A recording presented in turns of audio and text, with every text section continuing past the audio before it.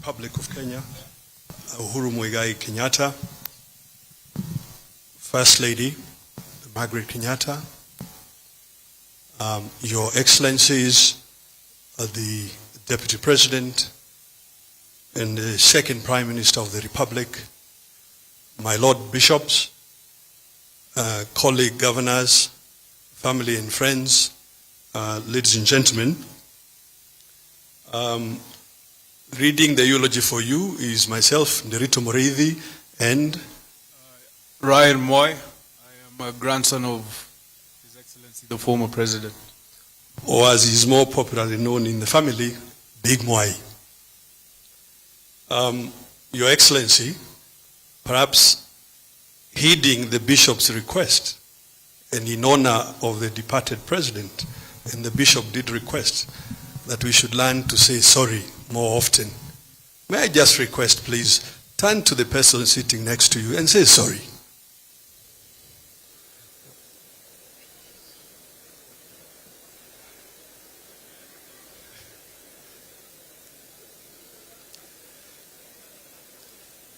Your Excellency, and the congregation, we thank you. So here it goes. Leo Tolstoy once said that there is no greatness where there is no simplicity, goodness, and truth. And here, therefore, is the life and times of His Excellency Mwai Kibaki, CGH, third President of Kenya. That Mwai Kibaki was a humble man who loved simplicity is well known. That he was a good and great man is an acknowledged fact. That he cherished truth and fairness is not in doubt. Mwai Kibaki recognized that serving others is life's greatest joy and its ultimate reward. To millions of Kenyans, he was the brightest of 1,000 points of light. In him, Kenyans found reason to hope, the courage to dream, and a man to emulate. Mwai Kibaki's life is intertwined with our nation's history. But besides being a story of a commander-in-chief of great accomplishments, it is a story of a deeply devoted family man, a beloved son, a dear husband, a cherished father, and a grandfather, a treasured brother, and a dutiful uncle and relative to many. Mwai Kibaki taught us that public service is noble and necessary. He showed us that one can serve with passion and utmost integrity. In fidelity to our shared humanity, he heeded the call to serve his country and never looked back. Earning the profound privilege to serve as a teacher, lawmaker, cabinet minister, vice president, leader of the official opposition, and as president of the Republic of Kenya. He undertook his duties with a distinct sense of civility and dignity, and will undoubtedly inspire many in Kenya, East Africa, Africa, and beyond for years to come. Sunrise. Mwai Kibaki was born to Kibaki Gethenji and Teresia Wanjiku on the 15th of November 1931 in Thongori village in the present-day Othaya sub-county in Nyeri County. He was the last born in a family of 6. His siblings are the late Wagui, the late Gethenji, the late Kenywa Waitherero, who is here with us today, the late Nderitu, and the late Waruguru. During his childhood, a time when Kibaki and his age mates routinely engaged in tending goats and calves near home, a peculiar structure erected in the area caught his fancy. He was to learn later that the unusual edifice constructed by Catholic missionaries was a sanctuary cum school. As fate would have it, young Kibaki ended up being part of the new world that this new phenomenon portended. He attended his preparatory school, dubbed Sub A and Sub B there. At first, His father was a little skeptical about young Kibaki's peculiar venture. However, Kibaki's enthusiasm to become part of the novel adventure was unstoppable, and so his long and illustrious academic enterprise started in earnest. After successfully completing his foundational schooling, Mwai Kibaki joined Gatuyaini Primary School, where he spent 2 years. Back then, there was no telling where this journey would land him.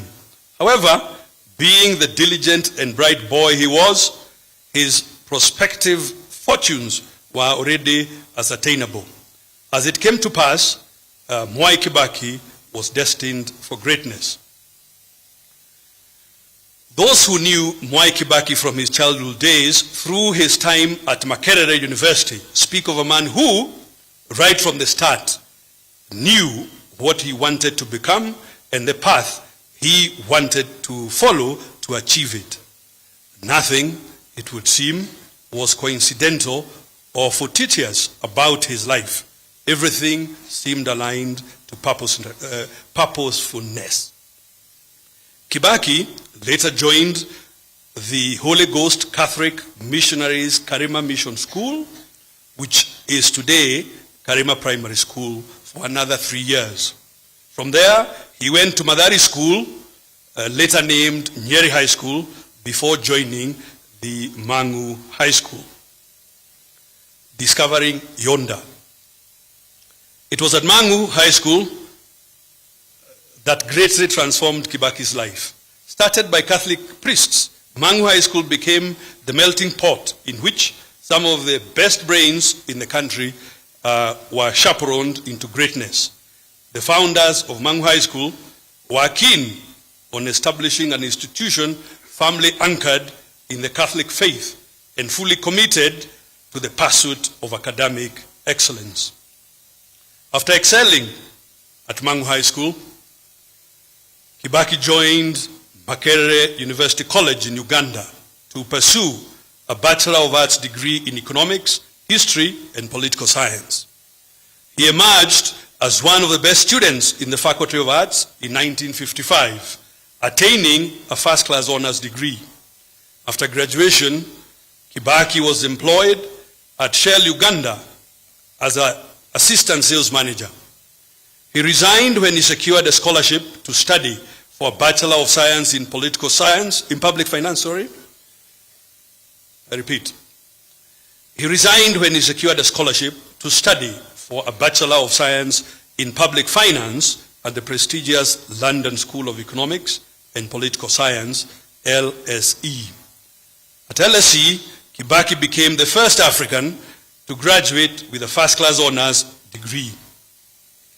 Mwai Kibaki returned to Makerere as an assistant lecturer in the Department of Economics. The university would, years later, in 2012, bestow upon him an honorary Doctor of Laws degree as a testament to his distinguished and outstanding contribution to public service at the national, regional, and international levels. The tree and its branches. Just as a farmer plants a small seed which grows to become a large tree with branches that yield a bounty of fruits as well as providing a safe and secure shade, Mwai Kibaki settled back home when he met and wedded Lucy Muthoni in the year 1961. Their union bore them one daughter and 3 sons, Judy Wanjiko, Jimmy Kibaki, David Kagai, and Tony Githinji. Today, the home is also filled with 7 grandchildren, being Joy Marie, Ryan Mwai, Christina Muthoni, Giorgio Mwai, Jeremy Mwai, Anna Lisa Muthoni, and Leah Rose Muthoni. Political inclination. Makerere was where Mwai Kibaki launched his political career. He was elected chairman of the Kenya Students Association, as well as vice chairman of Makerere Students Guild during a watershed moment marked by heightened political consciousness right across East Africa. This was a time when the agitation to end colonial domination in Africa was at its peak. Kibaki seized that moment and distinguished himself as a champion of emancipation of the African. Mwai Kibaki's career as a lecturer lasted between 1958 and 1961, after which he resigned to become the first executive officer of Kenya's independence party, the Kenya African National Union, KANU. Mwai Kibaki put his best foot forward to strengthen KANU for victory in the 1961 elections. KANU garnered 19 out of 33 elected seats in the House of Representatives. Mwai Kibaki himself was elected Member of Parliament for Donholm in 1963 and appointed Parliamentary Secretary to the National Treasury. He continued to hold his position as KANU's executive officer and gained immense respect across the board, much to the chagrin of his adversaries.